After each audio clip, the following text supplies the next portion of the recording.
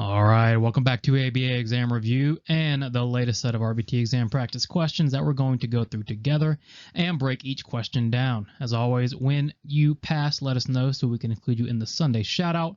Please like and subscribe if you haven't already. Check out btexamreview.com for all of our study materials, including our combo pack. As always, work hard, study hard. Let's get going. Elijah learned that he is allowed to engage in self-stimulatory behaviors in the privacy of his own room, but he knows he is not supposed to engage in these behaviors at school. Elijah's room is a blank relative to self-stimulatory behaviors.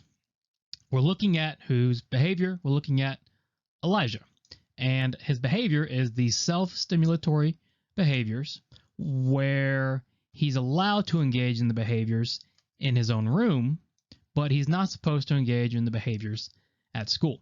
So he's learned this through whatever teaching or therapy or whatever Elijah's been through. He's learned where he cannot engage in self-stimulatory behaviors. And when you're dealing with self-stimulatory behaviors, this is an important aspect of intervention, is allowing for the right times to engage in these so-called SSBs. So since Elijah knows and does engage in self-stimulatory behaviors in his room and not at school, what does his room represent relative to a self-stimulatory behavior? A motivating operation. Does Elijah's room increase motivation for self-stimulatory behaviors? Well, not really, because Elijah is always wanting to engage in self-stimulatory behaviors, right? If given the opportunity, he would engage in them at school. He's just learned not to. So the room doesn't really increase the value of SSBs, right? Because he's going to get reinforced if he engages in self-stimulatory behaviors just by the nature of those behaviors. He's just learned he can't. So the motivation is already there. What's changed is the room is now signaling to Elijah reinforcement is available for the self-stimulatory behaviors. At school, either punishment or no reinforcement is going to be available, maybe even extinction is going to be available at school. But once he gets back to his room is now a place of reinforcement. He can now engage in as many self-stimulatory behaviors as he likes. So Elijah's room, since it's signaling reinforcement is available for SSBs, is B and SD for reinforcement. It's not a prompt because it's the SD. Remember, the prompt follows the SD and nothing is following the room. There's no prompt present. And it isn't a consequence because it's coming before the self-stimulatory behaviors, making the room an antecedent. So Elijah sees his room. It signals to him reinforcement's available. He engages in the self-stimulatory behaviors in the room. As a consequence, he's reinforced.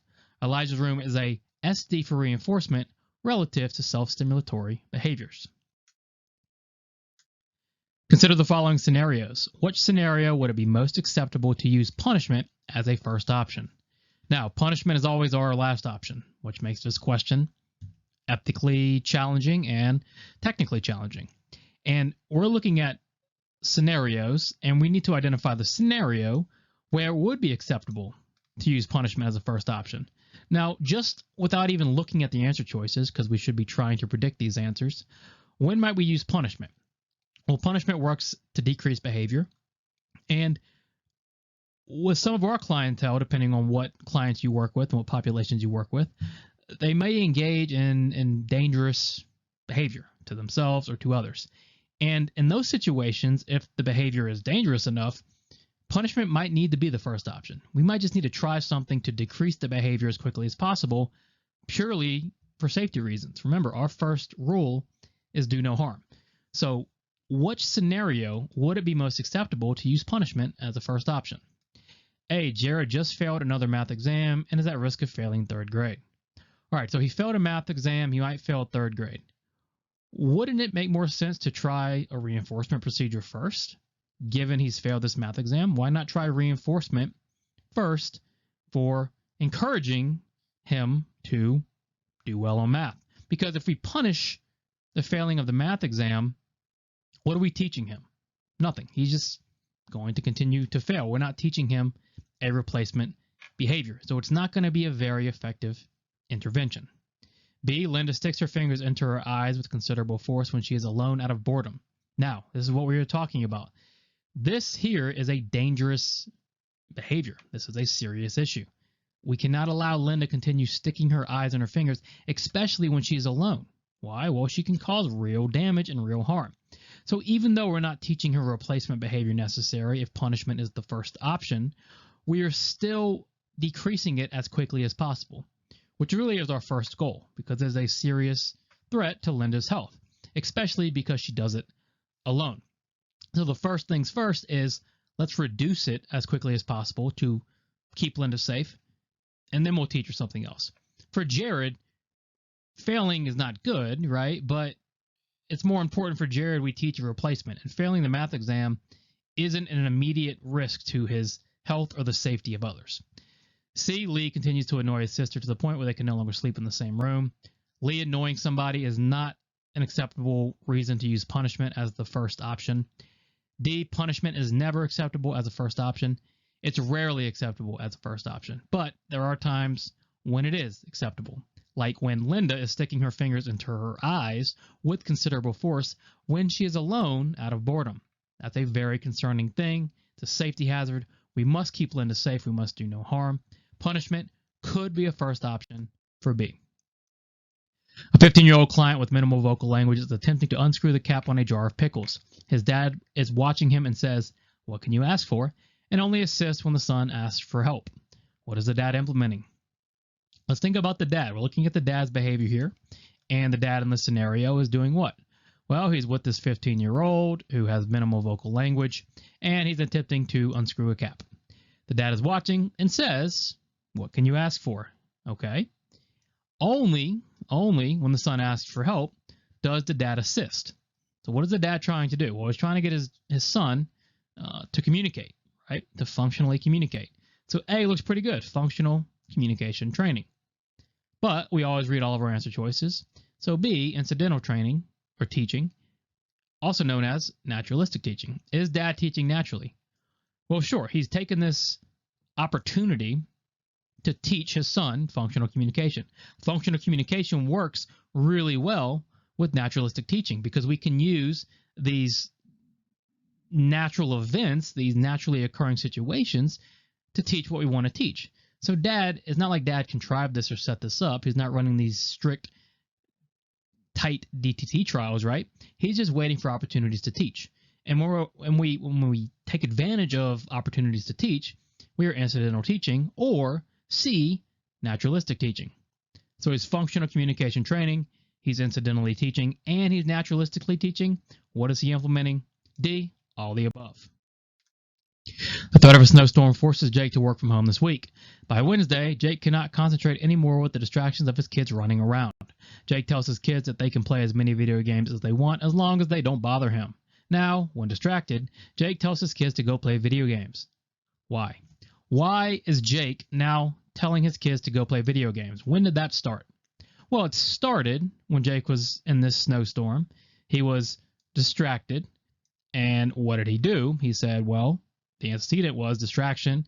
Jake's response was, go play video games. The consequence is Jake is no longer bothered. So what has Jake done? He's removed the bother. He's removed the distraction. He's removed the kids. And when we remove something, is that positive or negative? Of course, it's negative, right? Positive add, negative remove. Therefore, since Jake's behavior continued in the future, it maintained or increased in the future, was his behavior punished or reinforced? Well, it was reinforced, right? Reinforcement increases or maintains or continues behavior in the future. The removal of the distraction, the negative, right, increased Jake's future behavior of going to tell his kids to go play video games. So, why did it change? Well, it wasn't positive reinforcement or positive punishment, because what changed was the removal, right? The removal of the bother. What happened was negative reinforcement. The removal, which increased behavior, making it C, negative reinforcement, and not D, negative punishment, because punishment only decreases behavior. Jake's behavior increased. Which of the following is the best example of a stimulus generalization? We're looking for the best example of stimulus generalization, meaning a response occurred in the presence of multiple Stimuli. One response, multiple stimuli. That's stimulus generalization. So let's look for an example where that occurs. A, Timothy's favorite color is blue, so he only wears blue shirts.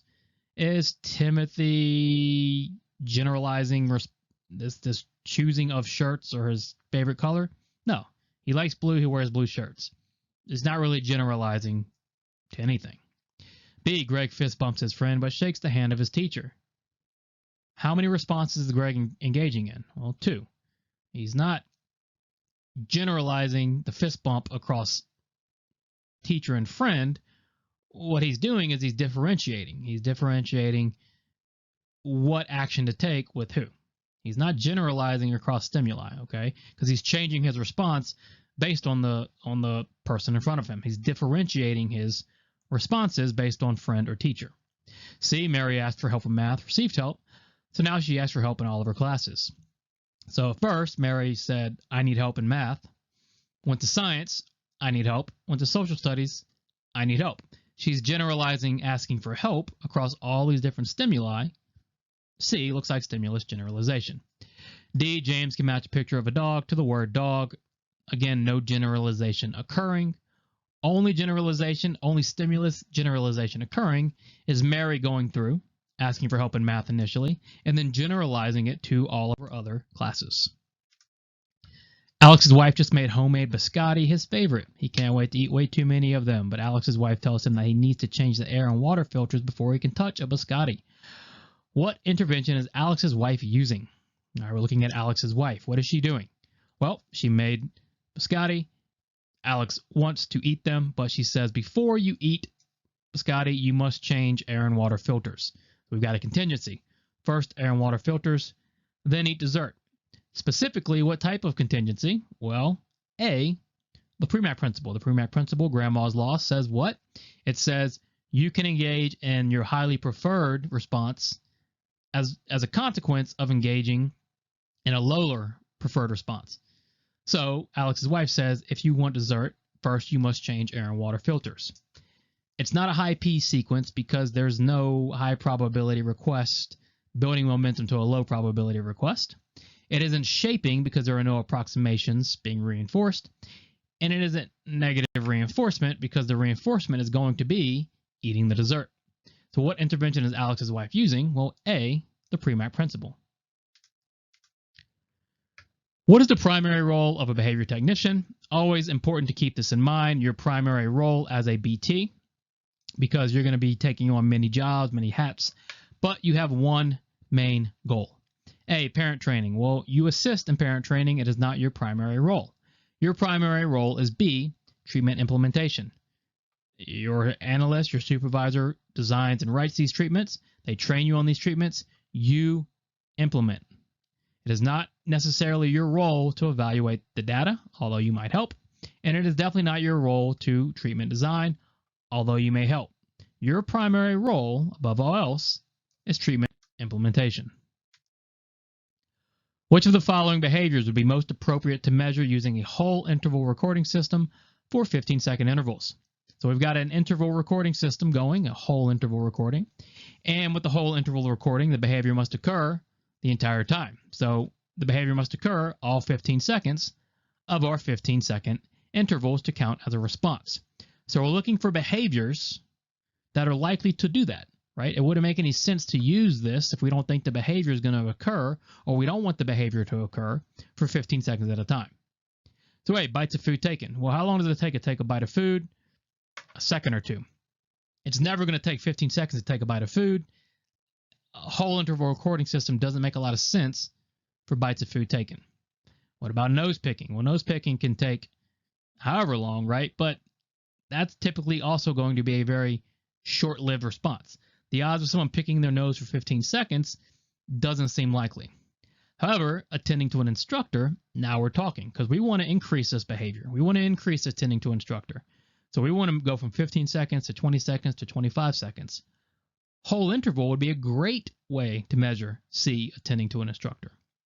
And what about D, nail biting? Well, nail biting is the same as bites of food and nose picking, right? It's not really necessarily going to last all of 15 seconds. So measuring whole interval doesn't make a whole lot of sense. The one that makes the most sense is attending to an instructor, because it's likely we can get 15-second intervals, and then we can start to increase those intervals to make the attending last longer and longer. Awesome. Thanks for watching. Check out btexamreview.com for all of our study materials.